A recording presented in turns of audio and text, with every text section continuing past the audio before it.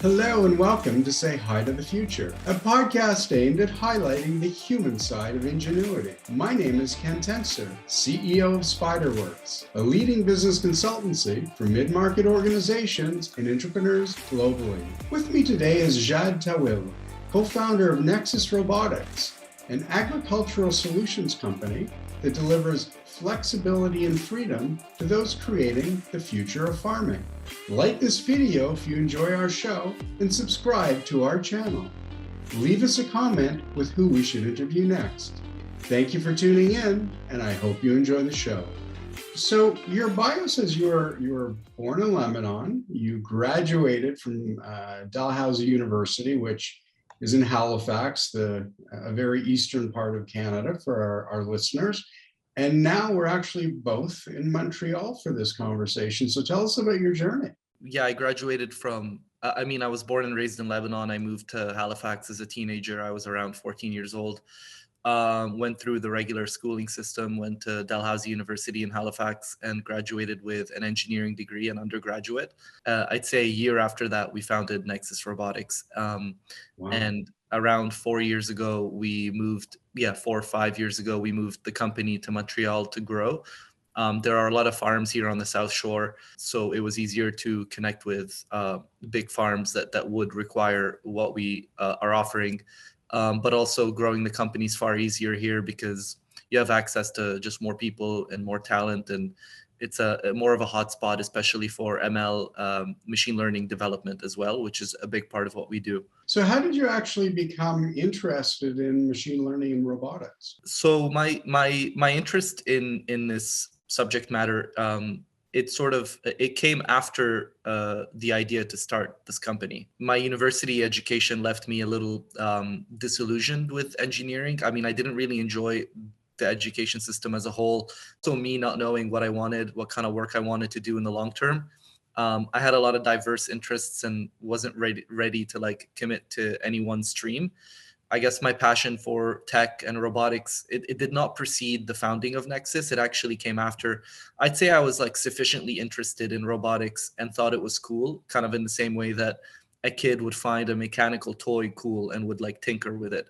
But I guess my passion grew as my skills did. I was definitely just interested enough to get started.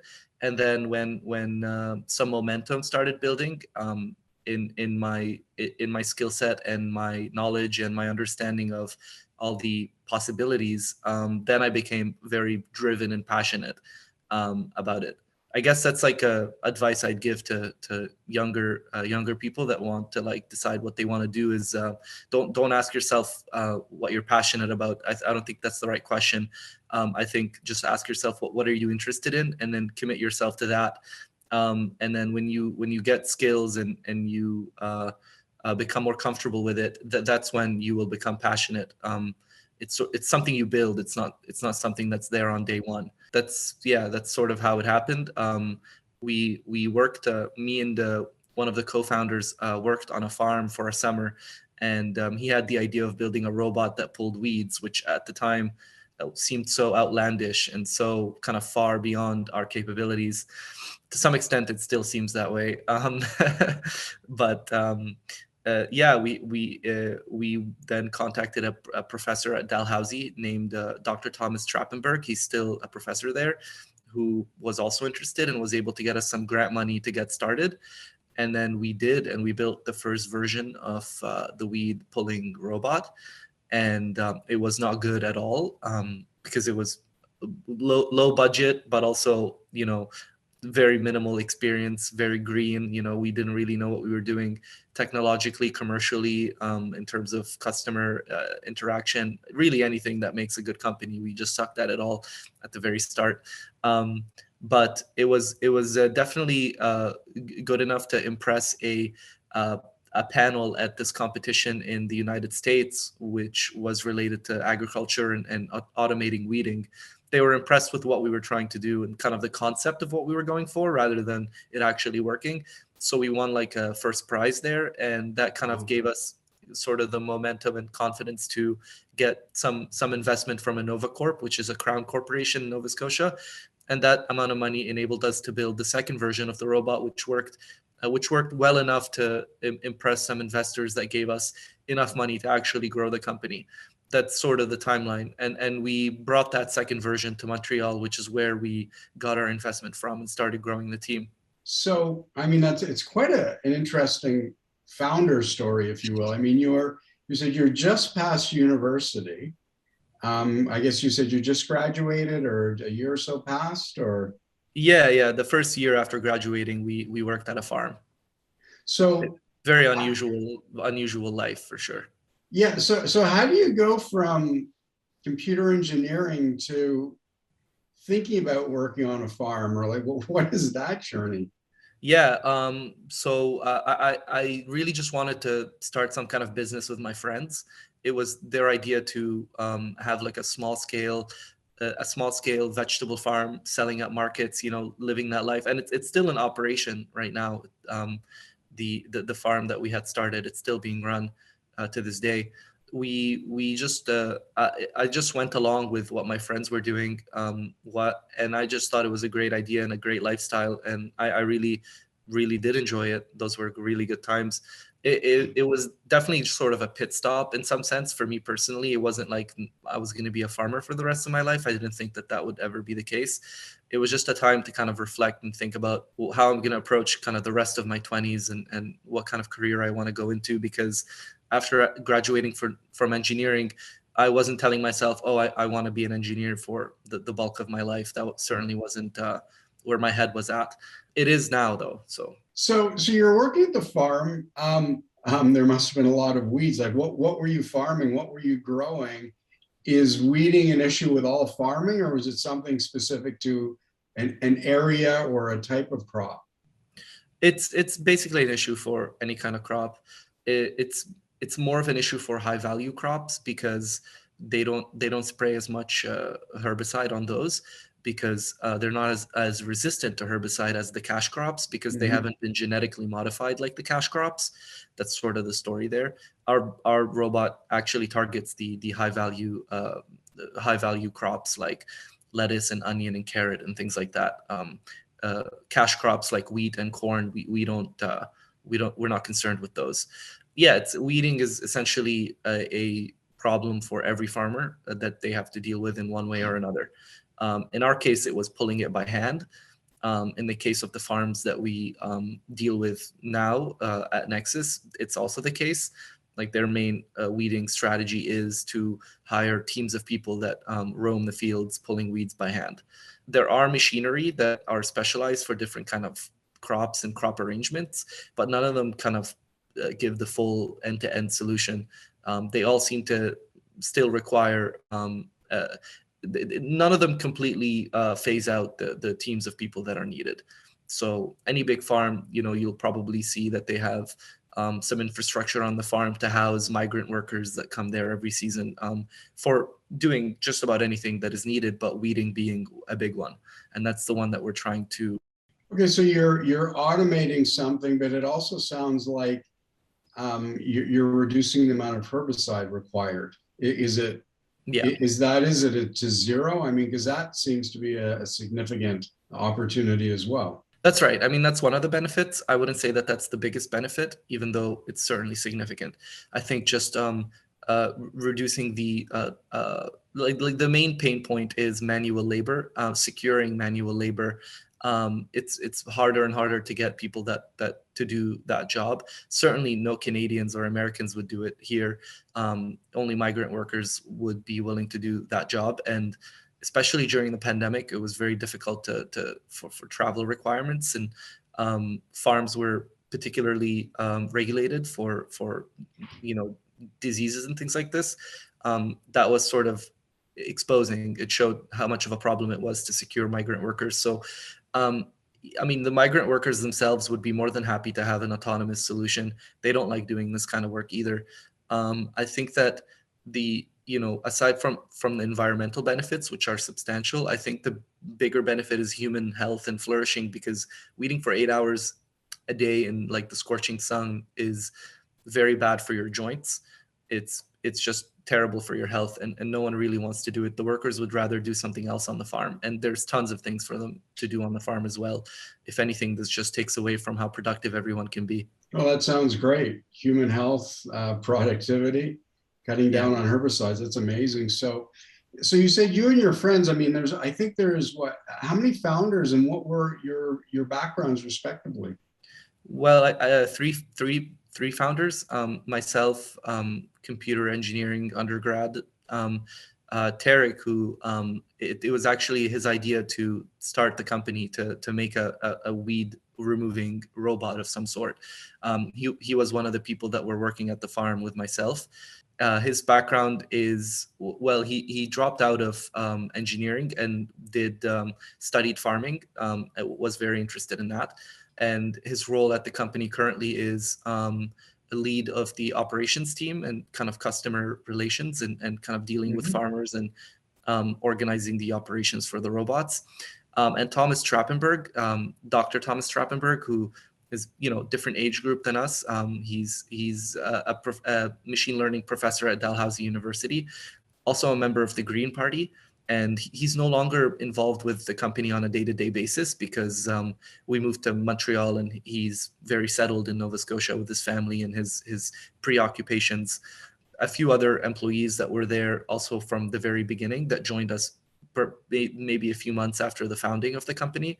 That Marlon Walkup, a mechanical engineer, he's sort of considered a founder in some sense Mhm. because he was there from the very, very start.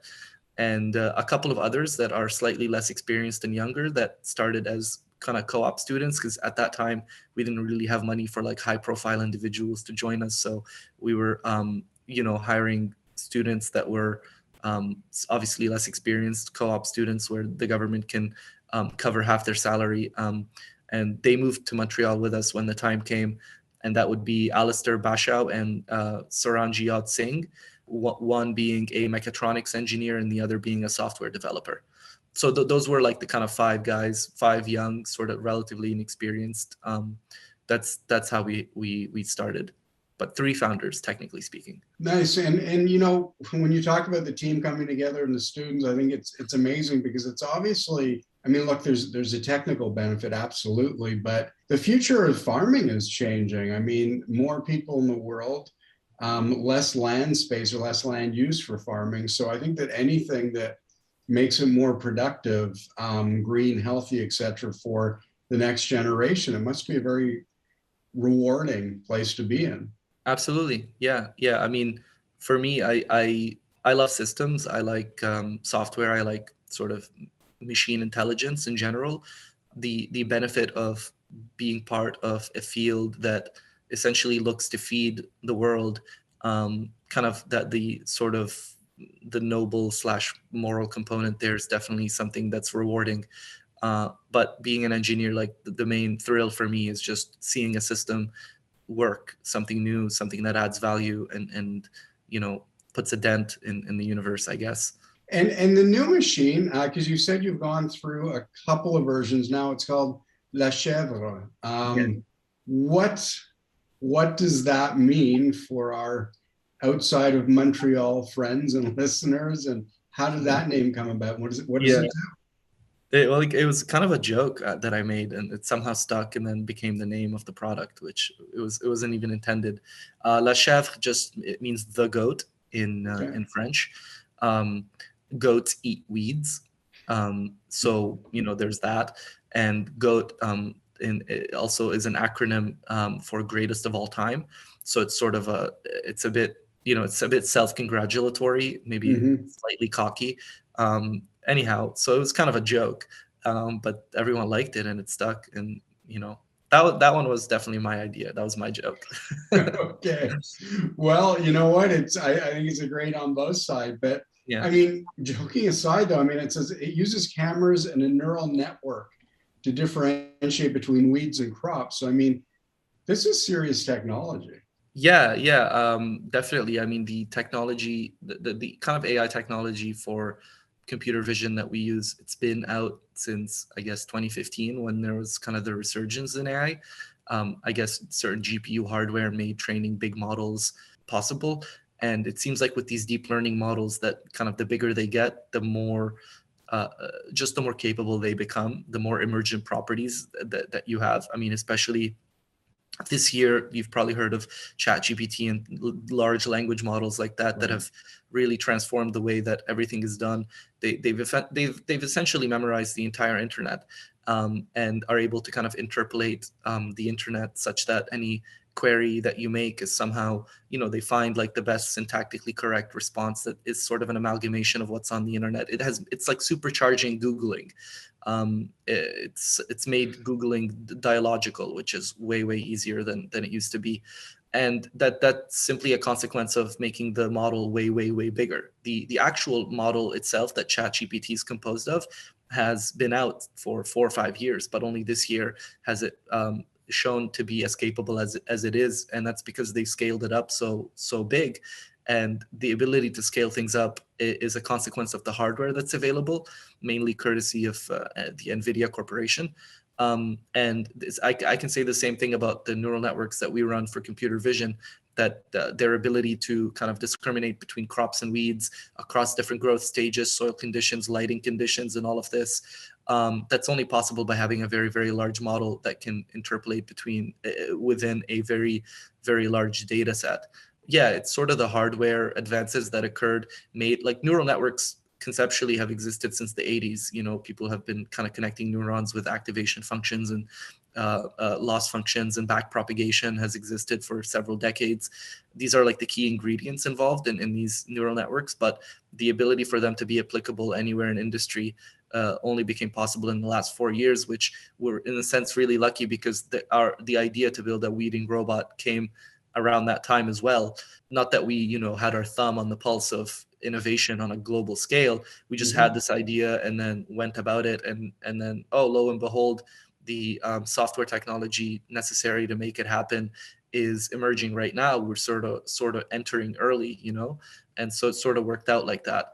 Yeah, I'd say that definitely the AI side of things is the most sort of advanced part of our like our robotic system that informs the actuators. It's more a traditional classical pipeline.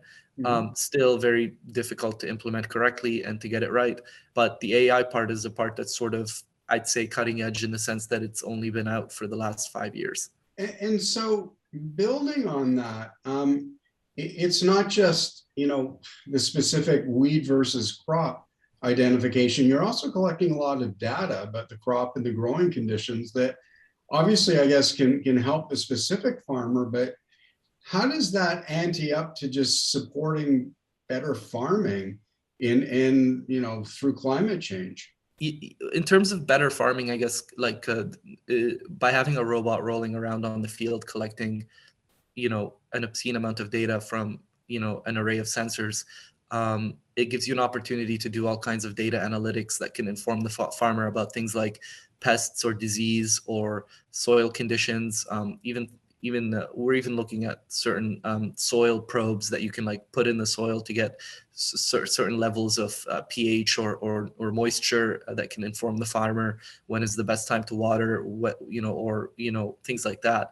Essentially, it's just automating a lot of the things that the farmer already does with their own eyes and hands and stuff, by just having a robot out on the field at any time in the day. Collecting those statistics can also allow you to then do yield prediction models, which is very important for the farmer. If a farmer knows how much yield they can expect in a few months, that's very big for them. Currently, there are certain sort of drone companies that kind of fly over, collect data, and try to do exactly that. It doesn't seem like,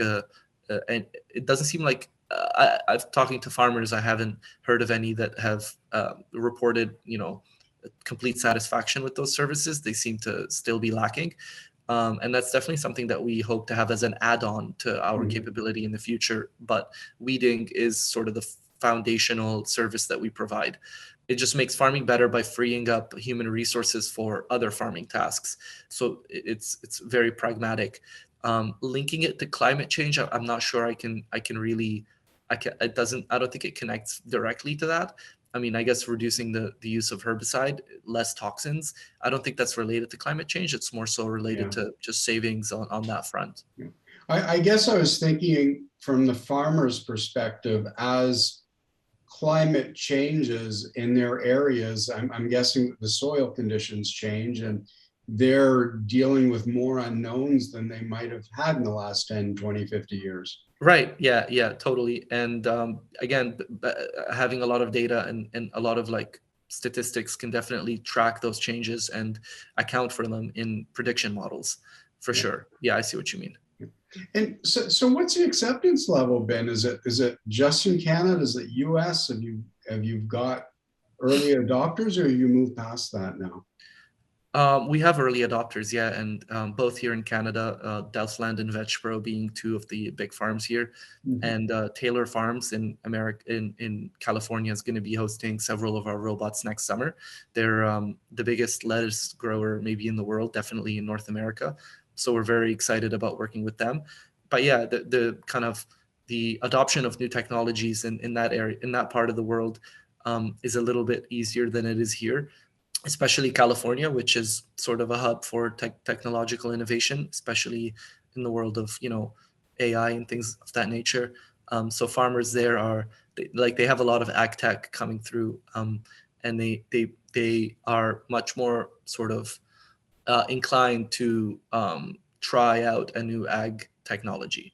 So we've had an easier time with adoption there, but we started here, so we also have early adopters here. So I'd say in both Quebec and California / Arizona. Very nice. So, look, congratulations on the story to date. It's amazing. I've known a lot of people who worked on farms. Very few that have taken that to the heights that you have, that have recognized the issue. So, to you and your team again, congratulations on what you're doing. I think there's incredible benefits, micro and macro. So, as our time comes to a close today on Say Hi to the Future, what's next? What's next for La Chèvre, and what's next for Nexus? Yeah, right now, the basic technology is more or less done and ready to be commercialized, and we're just in the process of commercializing this summer. We've signed contracts with a lot of farms, and we need to fulfill our end of the bargain. And our focus is really just on delivering robust, repeatable, like a robust technology. It doesn't break down, and if it does, fixing it very quickly. It's a very complex system. Yeah, our focus now is not so much on innovating the underlying technology, but rather just making sure that it's delivered as promised, so that we can kind of fulfill our end of the bargain and secure another round of financing to continue growing and improving and adding different capabilities to the robot. I'd say that that's kind of the next 4 or 5 months is just focusing on that.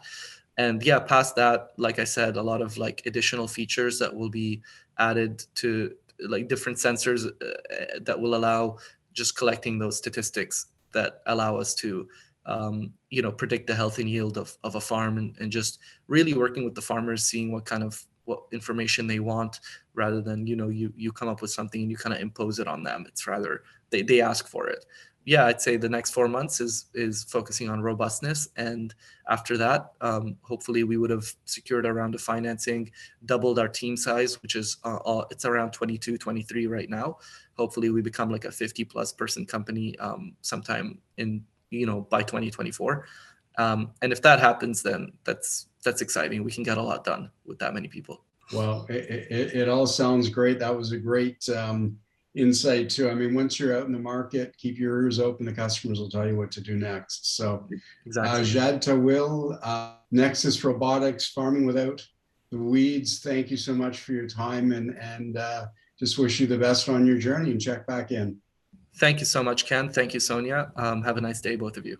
Take care.